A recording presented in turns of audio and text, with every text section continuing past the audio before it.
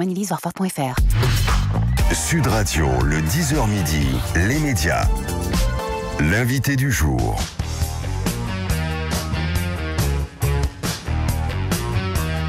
L'invité du jour, ce n'est pas Michael Jackson, c'est Gilles Gansman, mais c'est pour parler de Michael Jackson. J'ai changé, c'est gentil de m'inviter, ça me fait plaisir. Il se trouve que vous êtes réalisateur, producteur, fan de musique, et vous avez réalisé ce documentaire qui va passer ce soir sur TMC à 22h50.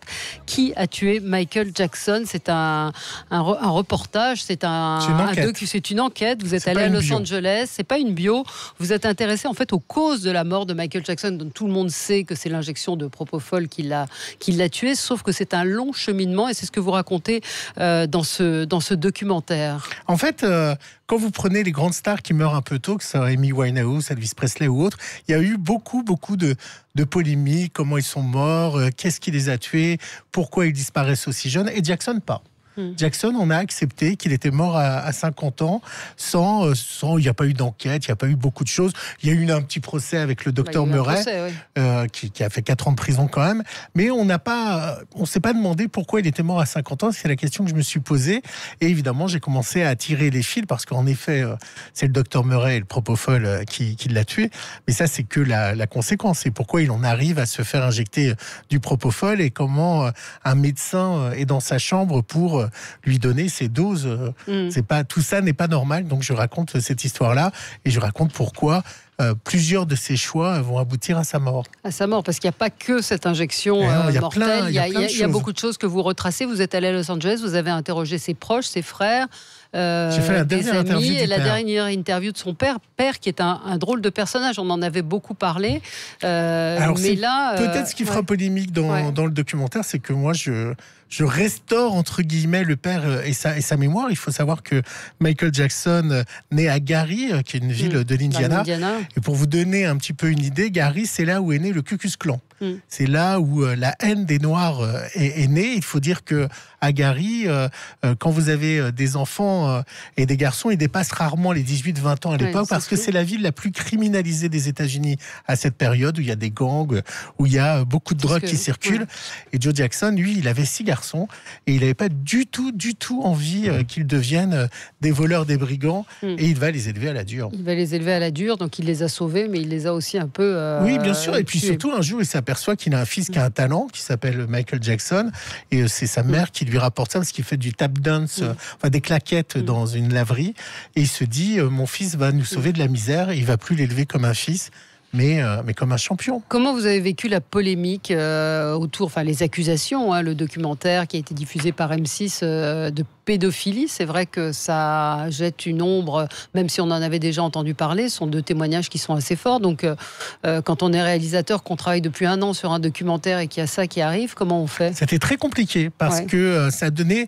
C'est-à-dire que, logiquement, ce doc, il a été décidé avec Christophe Kozarek de Jara Prod.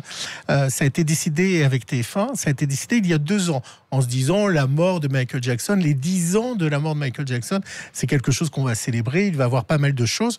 Démarrons et puis racontons cette histoire. Au lieu de faire une bio, on se disait que les autres chaînes allaient faire des bios.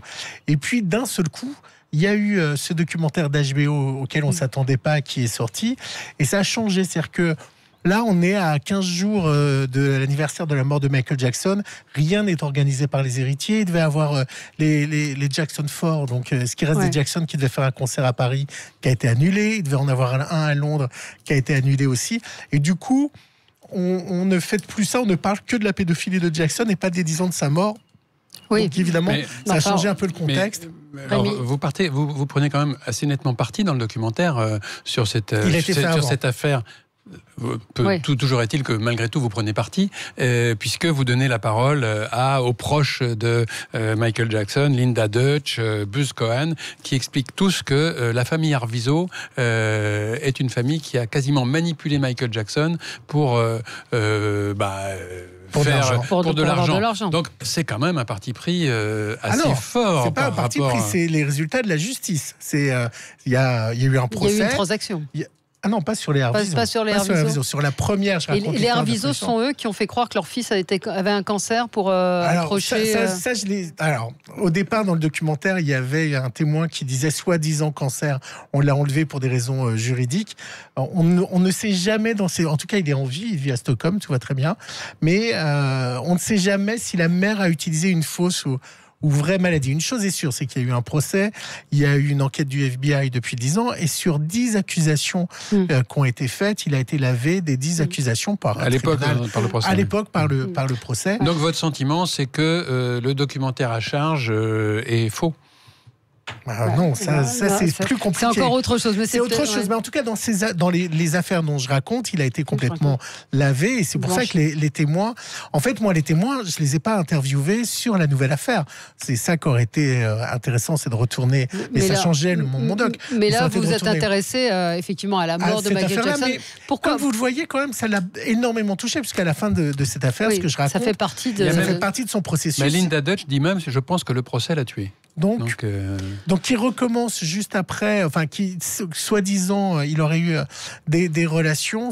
C'est bizarre. Il y a des choses aussi incroyables, je trouve, que moi j'ai appris. Moi j'ai appris beaucoup de choses en fait. Que par exemple, après sa mort, tout ce qui s'est passé après sa mort, et que notamment on a découvert, enfin en tout cas dans le testament, que les enfants ne toucheraient l'argent que quand ils auraient 45 ans. Et vous faites un truc qui est vraiment très bien, c'est que vous expliquez en quelle année ça va tomber. C'est-à-dire c'est en 2045, 2040. C'est quand Macron aura 65 ans, c'est ça, je dis, et 102 ans ou 103 ans.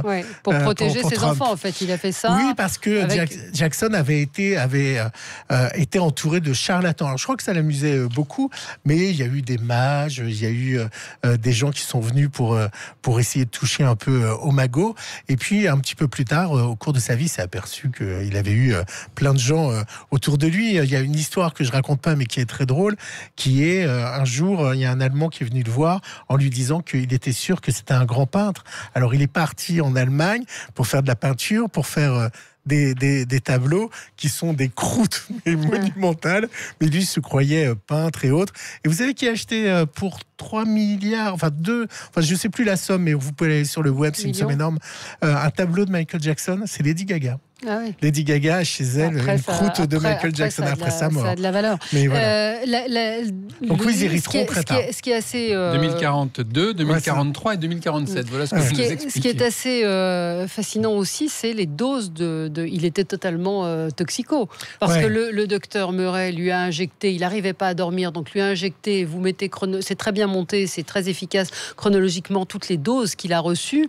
Et il y a un cardiologue que vous interrogez qui dit n'importe qui, vous et moi, on aurait eu ça, on dormirait pendant 24 heures. Et lui, pendant 24 heures, pratiquement 12 heures, ne dort pas. Et donc, le propofol, on est un peu dans la même histoire que Marilyn Monroe, vous savez, qui prenait beaucoup de drogue pour dormir et beaucoup de drogue pour tenir et se réveiller. Et puis, c'est un peu finalement ce qu'il a il y a un peu cette même chose.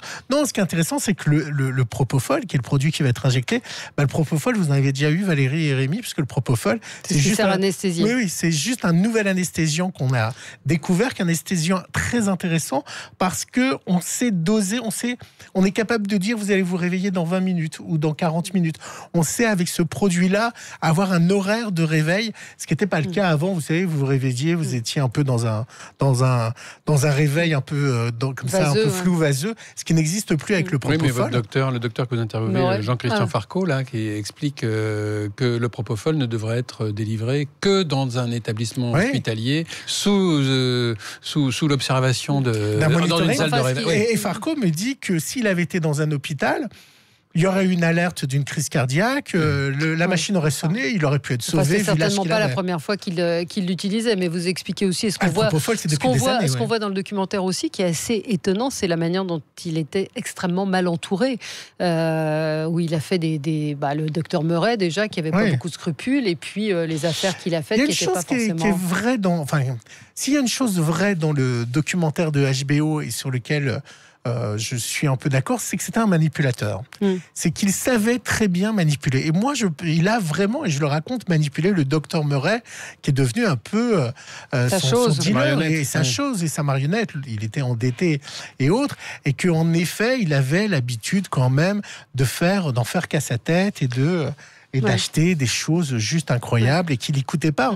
On lui disait de vendre son catalogue des Beatles ou de vendre Neverland, ce qu'il n'a jamais voulu faire. Et vous verrez que il y a une grande partie du documentaire qui est consacrée à Neverland et à la démesure, à la visite de Neverland. Oui, on voit vraiment ce qu'était Neverland. On se rend compte c'est aussi très intéressant parce qu'on dit comment c'est possible qu'il soit en déficit. Oui, c'est ça.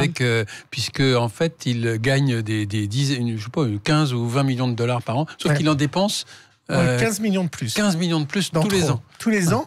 Et Neverland, c'est très intéressant parce que c'est la seule entreprise qui ne rapporte pas d'argent, mais qui coûte 1,2 million par mois. Vous imaginez 1,2 million par mois pour nourrir les animaux, pour entretenir les manèges. Il y a 120 personnes qui travaillent à Neverland, donc 120 salaires à faire. C'est une vraie industrie. Et le responsable du manège, par exemple, c'est exceptionnel le témoignage. Il explique que Michael Jackson l'appelle en direct et dit « J'ai vu tel manège, je le voudrais cette semaine ».